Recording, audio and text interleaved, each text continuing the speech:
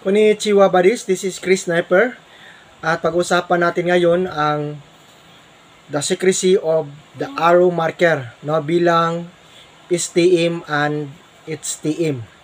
So una-una buddies, napaka-importante ng arrowway marker dahil nagtuturo ito ng direksyon, tamang direksyon.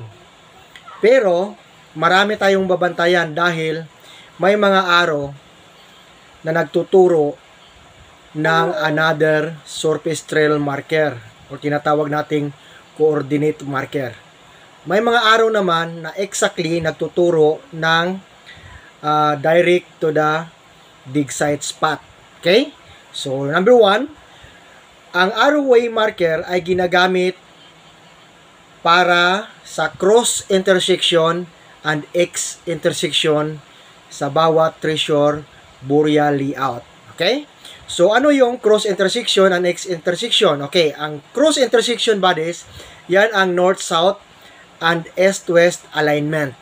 Ang X intersection naman ay ang northeast to southwest, then southeast to northwest linearity. So, yan ang tinatawag natin na cross and X intersection. Kapag yan ang tatamaan ng arrowway, yan ay siguradong legit marker yan para sa treasure boreal layout. Okay? So, yan din mga linearity ang ginagamit para sa dig site spot. No? So, dalawa ang dala niya.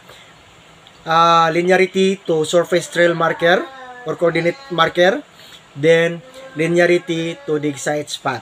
Kaya pag may arrow, i-check muna pagtatama siya sa tamang 3 grams. Napapasok sa 8 3 grams. Bansay!